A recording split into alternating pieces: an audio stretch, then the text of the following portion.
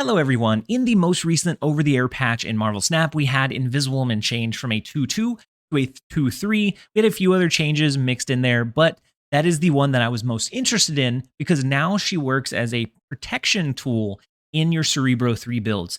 Cerebro 3 is a deck that has continued to get a few additional resources here and there, but it's never necessarily been an incredibly cohesive list. It usually sticks around a 51 to 52% win rate in general, but the caveat to that is that it usually has an exceptionally high average cubes gained per game compared to its win rate. And so most of the time with a good Cerebro 3 deck, with a good Cerebro 3 player, you're going to be able to gain about the same amount of cubes as you would typically gain in a 60% win rate deck. And that's because you're able to more easily identify when you're in a losing position and you need to retreat out for 1, or when you can double down and convince the opponent to stay for 4 or 8 cubes because of how much reach and how much burst you have on the last turn of the game. And so I know that this is Dexter's territory. As soon as I saw the Invisible Woman change, I immediately thought of Dexter maniacally laughing about running a Cerebro 3 deck again. And this is actually the first time I'm featuring a Cerebro 3 deck.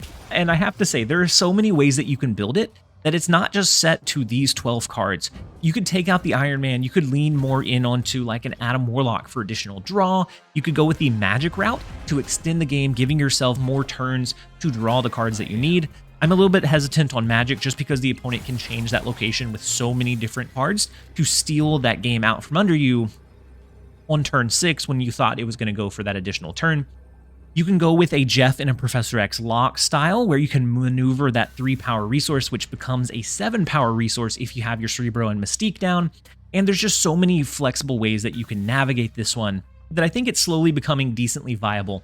Cerebro 2 is still a really easy one to play. It's really easy to navigate, but it doesn't have quite as much surprise burst as something like Cerebro 3 has. And so if you can play this one patiently, if you can master the play lines, then you can net a really high amount of cubes off of the deck.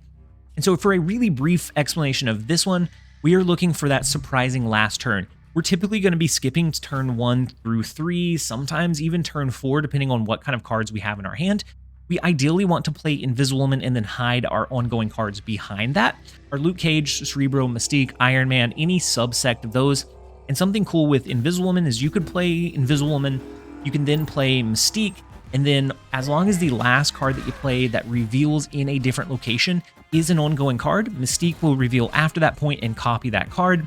And it gives a little bit of protection from cards like Rogue or Enchantress to make sure that you're not going to have your Cerebro or Luke Cage swiped out from under you. And in this build, I say that Luke Cage is absolutely necessary with how much High Evolutionary is being played right now. You need it. You need that protection from your cards getting down below 3 because you need to have your Cerebro bonus intact in most games. Not always. You have a potential Iron Man and Mystique route, but most of the time, you're going to want to have your cards intact. And so overall, I had about a 51% win rate with this deck, but I was able to gain an average cubes per game of 0.6. And so that means the games that I lost were really low 1 and 2 cube games, and then the ones that I won were oftentimes 4 or 8 cube matches, which allows you to make up for not winning as many games as consistently. And so with the brief deck explanation out of the way, we're going to go ahead and jump over into a couple of games. I hope you guys enjoy. All right, first up we have Justice, and the first location is the Elysium, so it lowers the cost of all of our cards, which is phenomenal. This deck already, this version of Cerebro 3 already has an incredibly low curve, and so what we want to do is kind of slow play it.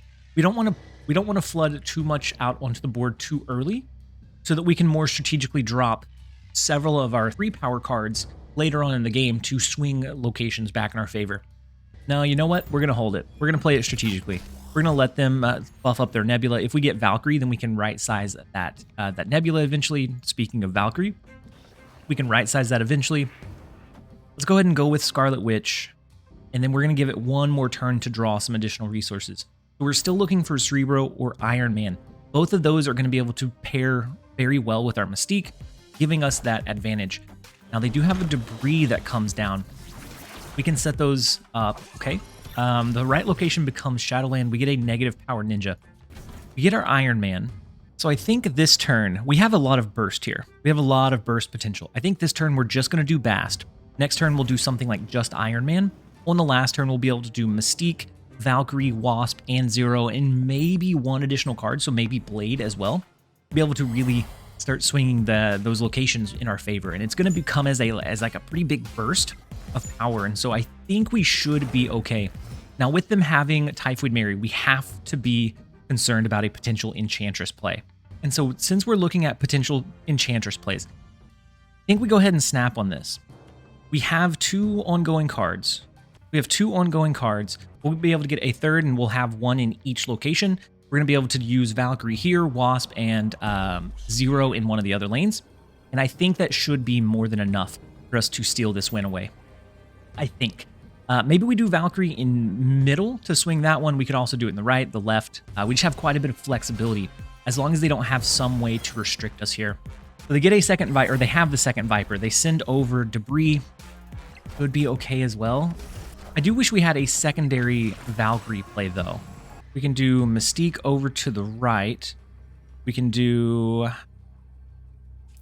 Wasp for Flare in the middle, and then we'll do Valkyrie to the left. That should give us a decent amount of power in all 3 locations. Now, the thing with Cerebro 3 is it's a very mid win rate deck. It's not going to be a 60% win rate deck. I don't know that it ever gets to that point, but it is getting to the point where it has enough tools in its arsenal, and you can build it enough ways that whenever you do win, most of the time you can be pretty certain that you're going to win, and you can be pretty certain that you're going to be able to get big cubes out of it. And so the opponent has to think, where are they going to play?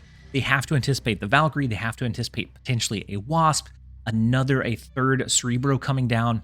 Makes it very, very difficult to figure out where is optimal to play your resources. All right, so they do play 3. The Enchantress comes down. It changes our Cerebro in the left lane, but that's perfectly fine because we don't need that one. We already have the Mystique, which is already copied. The second Mystique is already going to retain that Cerebro's bonus, and so we're okay there. And so they have the Luke Cage, double Typhoid Mary, the Carnage coming down. We have the last Cerebro in the right lane. We have the Valkyrie in the left lane to help us swing that one back in our favor. We're not quite going to be able to reach the cloning vats just because of how much junk they sent our way, but we are going to be able to swing the left lane very heavily. We swing the right lane as well. We get a very comfy 4-cube win. And that is what Cerebro 3 does best, is grabs big cube games because of how much burst and how much reach it can have on those key or critical turns. We're going to go ahead and take the 4 cubes. Let's jump over into the next one. All right, next up we have Owen Lee, and we have Sinister London. Last game we had the cloning vats. This game we have Sinister London. Let's see how it goes. Doing a double Cerebro, a double Valkyrie is huge. And so we're going to need the Valkyrie play to be able to overcome this monster deficit that we have gotten ourselves in. We have the Scarlet Witch. I'm going to hold it just in case the last location is less advantageous for us than this one. So something like the Isle of Silence is not bad. I kind of want to do something like this. I know that we don't need to. We have a really low curve, but we don't have our Bast. We have our Valkyrie. We don't have Cerebro yet. So at the very least, we could do something like this. On 5, we can do Iron Man. The Valkyrie is going to give us a huge reach. Now, the only issue I have with this play is that now we wouldn't have something to go in unison or alongside the Valkyrie. 3, 4, 5. We're just going to skip. I want to play it, but we're going to skip. We're not going to play anything again. They do have the Thor. So if we can get a Valkyrie to come down, then we're going to be able to, as long as we don't maintain initiative, as long as they don't have a Cosmo to block us, then we're going to get a lot of added benefit. Invisible Woman and Blade, we'll have a second Invisible Woman come up, but the Blade is not going to duplicate. So next turn we could do maybe an Iron Man, maybe we do something like Scarlet Witch plus 0, or Scarlet Witch plus a Cerebro, and we kind of navigate it from there. I need to stack our cards into the Isle of Silence so that the Valkyrie is guaranteed to go into the middle if we end up needing to lean in on the Cerebro bonus. And so, they flip into Wasp, which is not a good flip for the Lockjaw build. Let's go ahead and hide our Cerebro. This comes down to luck at this point. Actually, do we need to set the Cerebro correctly? We have a lot of 3 power cards. I think we just Valkyrie mid and let these 2 just have a heyday. So we're going to go ahead and do Scarlet Witch. That will change this location. And the thing we do have to worry about is the Thor. Their Thor is really, really big. It's a Thor subject for me. It's a very Thor... Oh, no. What are you doing? Okay, the Iron Man is fine, but that could have been so detrimental. Wow. Wow. Okay. We go last. This Infinite is huge, but I don't think it's as huge as 71421 times 2. I mean, I know that by itself is not bigger than 21 times 2. But if they do like a Mjolnir here, that's another double trigger, so it's another 12 power. That becomes 42. Can we still potentially beat that? They could do a Giganto over here. You know what? We're gonna gamble with it. We're feeling cheeky. We're gonna gamble with it. And we can actually guarantee that Valkyrie goes here. We're shooting for mid and the right lane.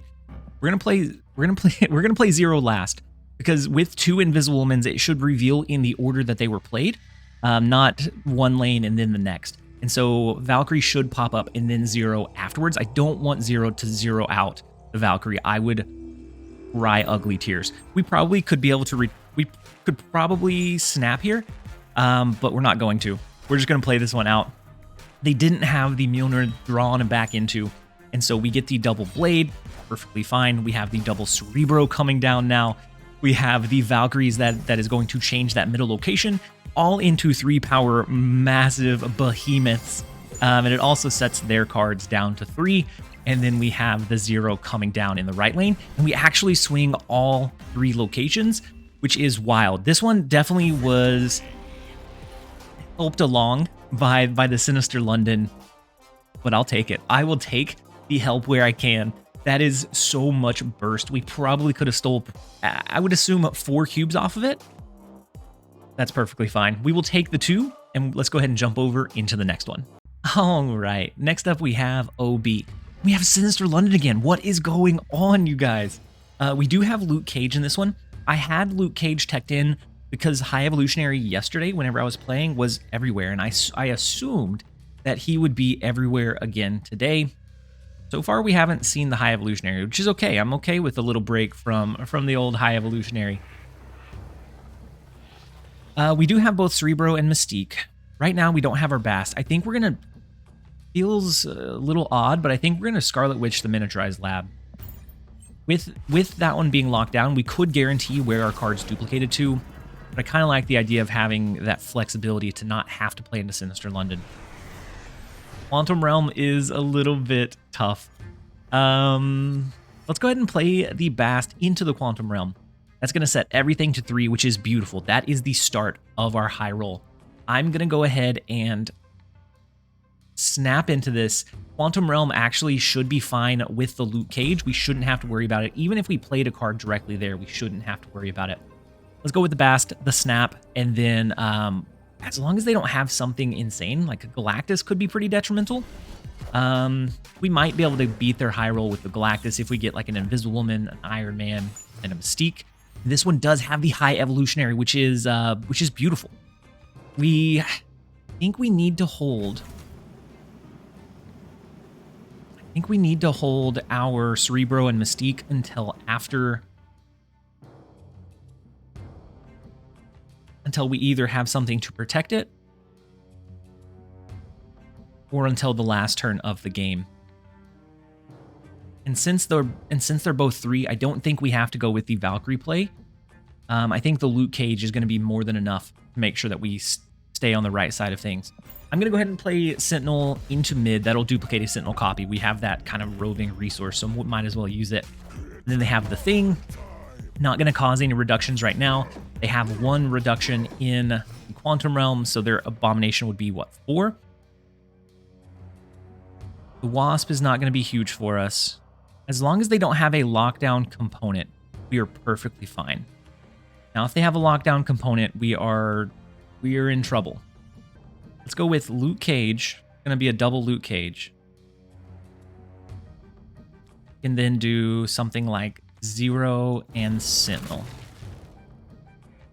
That allows us to do a Cerebro and a Mystique on the last turn. And I hope that we don't keep initiative here. Now, with this version, we're not going with the cheeky Quake playline. I know you can tech in Quake. You can even do like a Jeff and a Professor X, and just there's a lot of ways that you can build Cerebro 3 now And finding the optimal way to do that is, I think, is becoming more and more possible. And you have to go into this deck knowing that you're not going to win every single game. But the games that you do win, you're going to make them count with like 4 and 8 cube victories, with the opponent underestimating what you can do and win. So they have the Hazmat come down. We have the Loot Cage. We are hoping that they don't have an Enchantress, and if they do, that they can't guarantee that it goes both here and here. So we have the 0.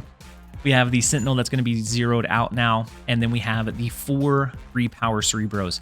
So if they have an Enchantress and they hit both of our Loot Cages, then we are in for an awful day. Just an awful time. Oh no, and oh no. And we did off of that play grab initiative. So the Enchantress. The Enchantress is going to be the potential bane of our existence. And honestly, wherever they played it, doesn't matter. It's either going to hit both Loot Cages, it's going to hit all 4 Cerebros. It's and they do play 2 into the Quantum Realm. So I think they're going to go for the guaranteed Loot Cage hit. And so, oh no, our Cerebro is going to be broken, but is it enough? It's battered and bruised, but is it enough to still hold down the win? I don't know. We're only going to have 2 of the Cerebros to go on, not the 4 that we have right now. I guarantee that left card is an Enchantress. That is what I would do. And then something like a Wasp and a 2 cost in the right lane, per chance. They have a Loot Cage of their own, makes sense. And then the Wasp, okay, not great for us. Definitely not sounding fantastic. Oh, and wait, the Iron Lad. They don't have enchant. If that pulls Enchantress now, I'm going to be so sad. What does it pull? It pulls Scorpion. So we are perfectly fine. There is nothing that they can do. Their affliction cannot harm us. They may have been diving deep to try to get their Enchantress. I'm glad they didn't hit it, because I don't want to do the math. I'm not quick enough to do that math, but I'm pretty sure we would have lost after the hodgepodge of afflictions came down. That is another 4 cube victory. We will go ahead and take it. Let's jump over into the next one. All right, next up we have Tree. And in our starting hand, we do have our Bast. I'm not going to use it just yet because this deck has an incredibly low curve, and so we don't have to rush those resources out necessarily every game. Now, Expansion is a little bit scary, but we do have the Valkyrie to overcome whatever that ends up being. And no, I think we're going to skip one more turn. It feels odd, but we're going to skip one more time, even though we have several resources we could play. Muir Island is not fantastic for us. Let's go with the Sentinel. We're going to do Bast into mid. That should, if they're playing heads up, that should let them know what kind of deck we're running. We have the Scarlet Witch to potentially change Muir Island so that we can play resources over there. If not, then we could do either a Cerebro or Mystique a couple of turns ahead of time. That way it doesn't set it above that 3 power. And so they have a Hitmonkey that comes down. We have Quicksilver. Neither one are fantastic, but we have the hidden resource of the Valkyrie to lean in on. Assuming we get either an Iron Man or a Cerebro by the end of the game. I'm going to do just the Sentinel here. We could do the Blade. We could do the 0 and the Blade. I don't think we necessarily want to or need to. We're going to be able to put quite a bit of burst on the board on that last turn, even with the Valkyrie play. So they do have a Wasp. They're playing a high evolutionary build. They just skipped the first 3 turns of the game, which is wild, wild, wild. We need a Loot Cage. Only a Loot Cage can save us now. I mean, we can do the Iron Man. We could potentially do a Valkyrie here to set it back to what it needs to be. That is still incredibly iffy. And so they have the thing. They have Spider-Man come down in the left lane. So it's going to come down to a massive powerhouse play in Muir Island, I assume. I'm thinking we see Hulk. We now get Cerebro, but it's a touch too late, I think. Because this one is 3, 4, 5, 6, 7. 7's not going to do it with the Cerebro. But what we could do is a Mystique. We could then do 0, Sentinel, a Wasp. If they play their Hulk into Muir Island, I think we might have a shot. But if they play it into X-Mansion, we're toast. So they do. They play it heads up. They play it into the X-Mansion.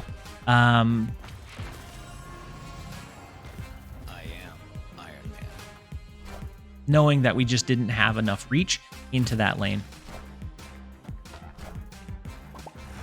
And so that is one of those that the Hulk is going to be that problematic play, but at the same time, if we don't draw our Luke Cage, we didn't draw the Invisible Woman or Luke Cage, so we couldn't hide cards strategically so that we could drop what we wanted on the last turn. That's all right. We will take it. This deck is one of those that you're not going to win. You're probably only going to win 51% of your games, and that's if you're playing incredibly well. But you should be able to gain the average net cubes of a deck that wins 60% of the time, because you can make the games that you win count that much more. Let's go ahead and take the loss. Let's jump over into the next one. All right, next up we have Bane Wan, and we lost a game to Bane Wan a little bit earlier. He was running a high evolutionary deck. He had Moon Girl. He was going with the really lean in on the explosive last turn play style, and we just didn't have the resources that we needed to compete with it.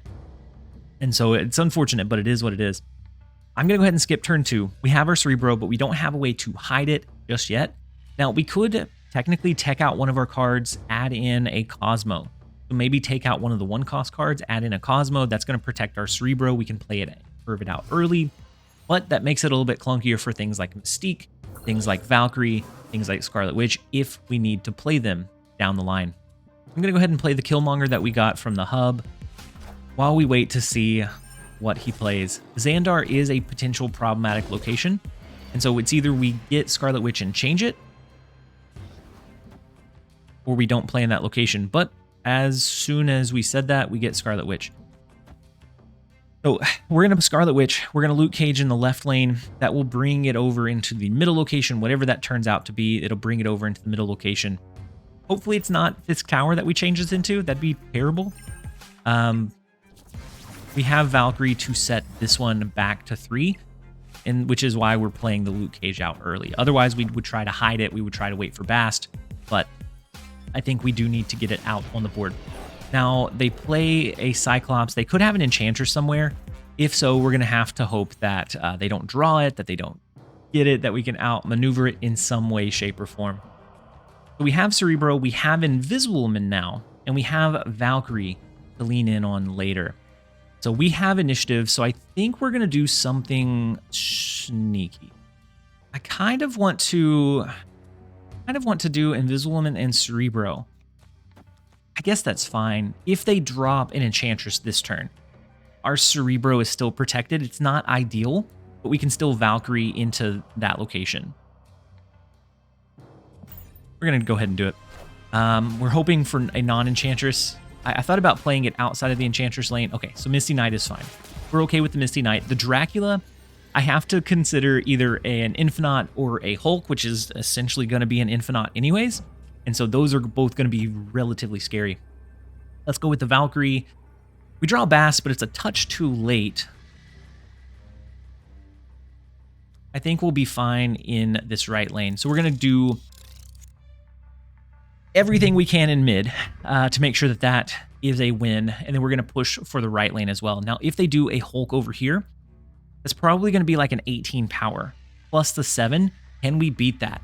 It's about 26. This is going to be 3, 6, 9, 10, 11, 12, 13, 14, 15, 16. We can't beat that in the right lane if they have the Hulk. But it is what it is. We're going to go ahead and hope. That is what we're playing off of, is hope. The Wasp is not going to get the bonus from our Cerebro. They play a Sunspot, a Luke Cage, and then Shang-Chi in the right lane, which is not going to be big enough. We do have the Cerebro that now comes down, and so they can win the left lane with their Dracula. That's fine. Pulling out the Infinite or the Hulk. Ooh, the She-Hulk. Okay, and so we are able to hold down the win.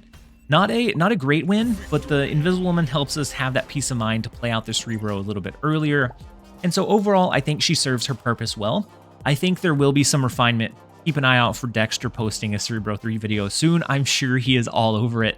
And he is much more versed in the Cerebro 3 ways. But overall, I think the archetype is establishing itself, and it's getting enough tools where it can be fairly flexible, and with the right setup can be kind of hard to anticipate. We will see how it serves overall. I think it will I think it will continue to be a decent cube gain deck, but not necessarily a high win rate deck, because you do still need some pretty expensive, pretty high-end resources to really make it function. Being able to drop the Valkyrie, which is a high energy cost, having the Invisible Woman or the Luke Cage to counter those high evolutionary decks, I think it's in an okay place, but I don't think it's ever going to be top tier. But I do think you can climb if you play this one efficiently and play it patiently.